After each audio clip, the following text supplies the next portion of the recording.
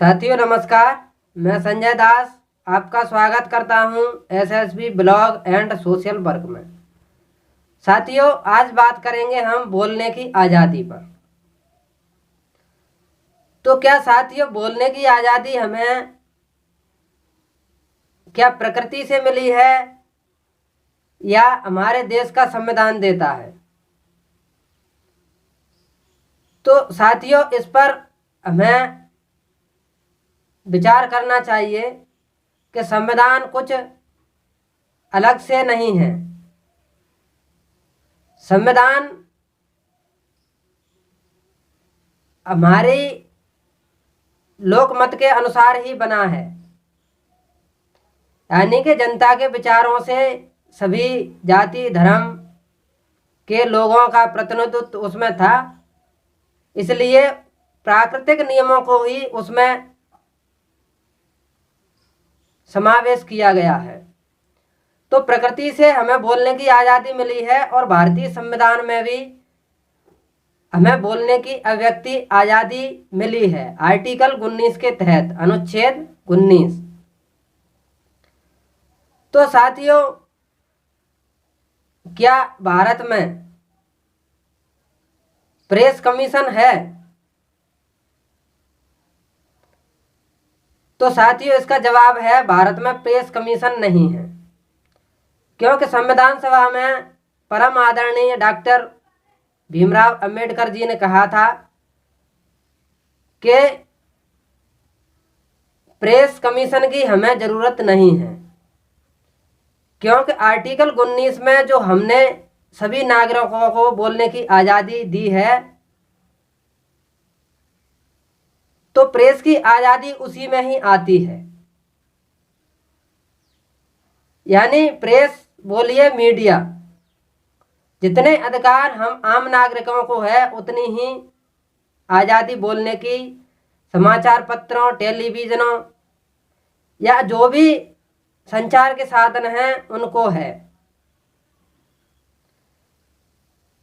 तो साथियों press commission Bharat में नहीं है, लेकिन आर्टिकल 19 के तहत हमें बोलने की पूरी आज़ादी है। और हमें यह जरूर देख लेना चाहिए कि संचार के माध्यम क्या हैं।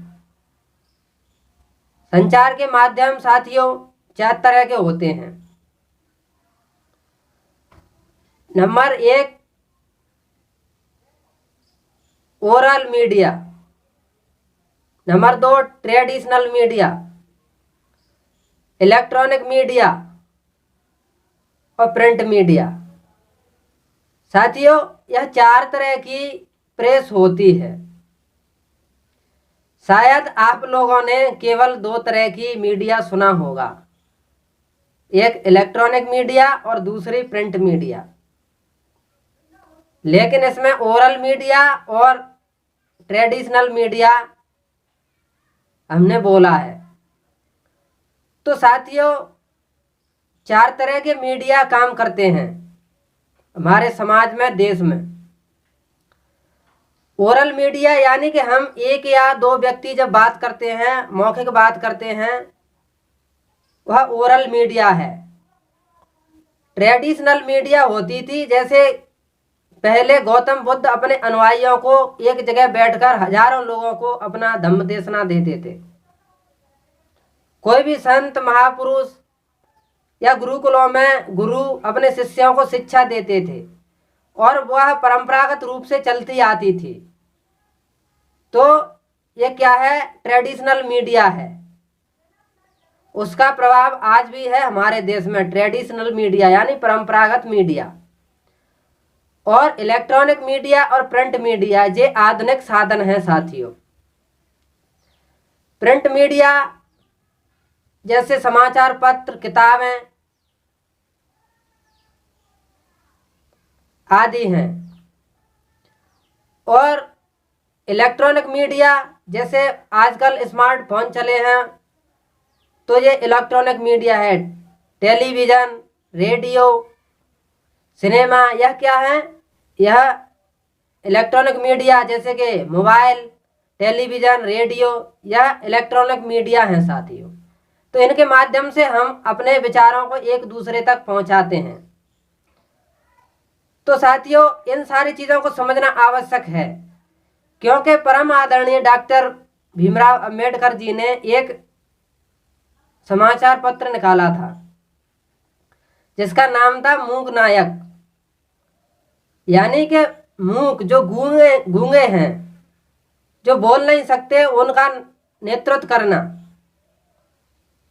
तो उस समाचार के माध्यम से जो गूंगे लोग हैं, जो बोल ही नहीं सकते, सदियों से शोषण किया गया, बोलने की आज़ादी नहीं दी गई, शिक्षा की आज़ादी नहीं दी गई, शिक्षा ना ले सकते ना दे सकते, तो उनका नेतृत्व करने के लिए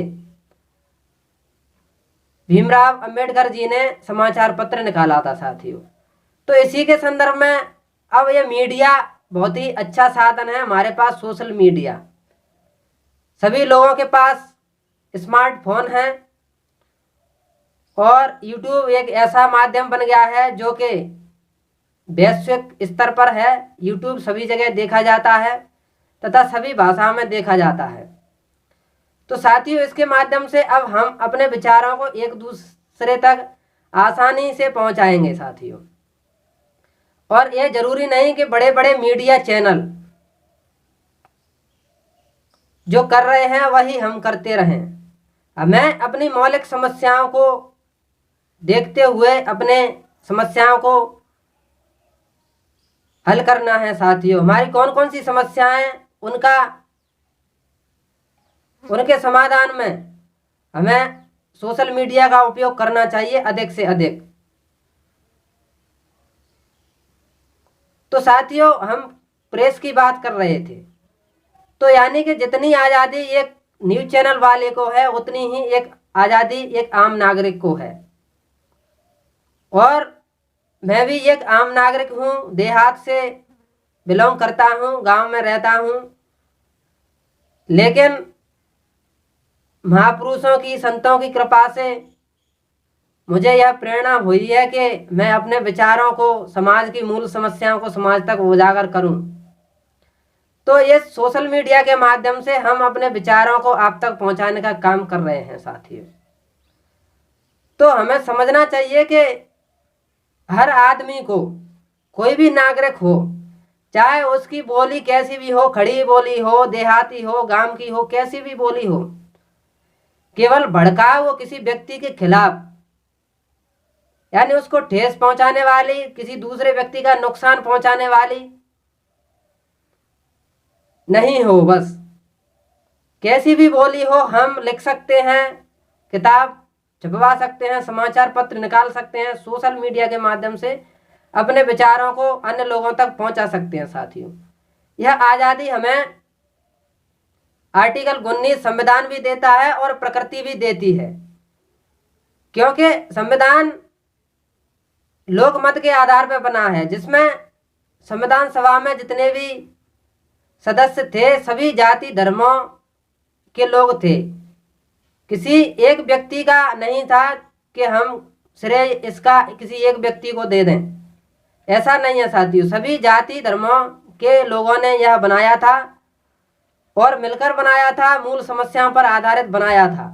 इसलिए हमारा भारतीय संविधान सबसे अच्छा है और विश्व में बड़ा है, विशाल है। जैसे अमेरिका में प्रेस कमीशन है, यानी मीडिया कमीशन है, प्रेस आयोग, लेकिन हमारे भारत में नहीं है। लेकिन फिर भी हमारा भारत का संविधान अच्छा है। इसका कारण सिर्फ यही है कि हम एक एक व्यक्ति, चाहे वह किसी भी जाति धर्म या लिंग से आता हो, हम उसकी कद्र करते हैं, उसकी अभिव्यक्ति की आज़ादी, उसकी बोलने की आज़ादी को हम प्राथमिकता देते हैं। इसलिए हमारा भारत का संविधान सबसे आगे है साथियों, सबसे श्रेष्ठ है और विशाल है। तो ऐसे संविधान के लिए और ऐसे संविधान निर्माताओं के लिए यह दास या समाज सेवी बार बार नमस्कार करता है साथियों, कि हम जैसे लोगों को भी बोलने की आज़ादी और अपने विचारों को समाज तक पहुंचाने की आज़ादी भारतीय संविधान के माध्यम से कानूनन रूप से हमें मिल रही है।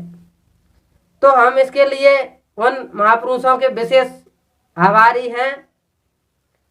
तो साथियों, हमें एक दूसरों के विचारों की कद्र करनी चाहिए। और कोई भी व्यक्ति किताब लिख सकता है, चाहे उसकी भाषा कैसी भी हो। कोई भी अपने सोशल मीडिया के माध्यम से विचारों को फैला सकता है। इलेक्ट्रॉनिक मीडिया, समाचार पत्र निकाल सकता है। साथियों, इस वीडियो में हम इसी चीज़ पर बात कर रहे थे, इन्हीं बिंदुओं पर बात कर रहे थे साथियों, क्योंकि हम इस बिंदु पर बात करना इसलिए उचित समझ रहे हैं क्योंकि कई बार क्या होता है कि लोग कहते हैं कि सोशल मीडिया यानी कि यूट्यूब चैनल बना लेने से क्या होगा, और कुछ नहीं है, वैसे ये फालतू की बातें हैं, कौन सुनेगा इनकी बातों को। कल का लड़का है, उसको क्या वजनदारी है, वह क्या जाने। लेकिन साथियों, ऐसा नहीं है। वजनदारी विचारों से होती है, ना कि अगर किसी के शरीर में वजन ज़्यादा है उससे वजनदारी। मैं नहीं मानता, कोई भी कैसे भी मानता रहे, लेकिन ऐसी चीज़ें निकल के आती हैं, लोग इंसल्ट करते हैं शरीर को देख करके, या जैसे भी कमजोरी गरीबी को देख करके लोग ऐसा सोचते हैं और वो व्यवहार में भी लाते हैं कुछ लोग। तो इसलिए मैं यह बता रहा था कि यह आज़ादी हमें प्रकृति से मिली है बोलने की, और भारतीय संविधान भी देता है। तो हम शायद कैसा भी बोलें, टूटा फटा जैसा भी है हमारे पास, अच्छा बुरा हम बोल रहे हैं। बस हमारा उद्देश्य ये नहीं है कि हम किसी को नुकसान पहुंचा रहे हैं। बस हमारा उद्देश्य बोलने की आज़ादी का पूरा पूरा उपयोग करना है, हानि लाभ से परे है यह। हमें ये भी परवाह नहीं है कि इससे हानि होगी, और ये भी परवाह नहीं है कि इससे फायदा होगा कुछ। बस हमें गर्व इस बात का है कि हमें भारतीय संविधान में हमें बोलने की आज़ादी मिली है, तो हम उसका उपयोग कर रहे हैं। और वंदन कर रहे हैं हम उन महापुरुषों को जिन्होंने ये गरीब व्यक्ति को भी, और छोटे से छोटे व्यक्ति को भी, कमज़ोर से कमज़ोर व्यक्ति को भी बोलने की आज़ादी दी। और आज हम गर्व से बोल पा रहे हैं, अपने विचारों को समाज तक पहुंचाने का काम कर रहे हैं साथियों। इसी के साथ मैं आपसे विदा लेता हूं। वीडियो को ज़्यादा से ज़्यादा शेयर करें, ताकि आदमी को अपने विचारों का महत्व और पता चले कि हम क्या कर सकते हैं। हम सभी को बोलने की आज़ादी है साथियों। धन्यवाद।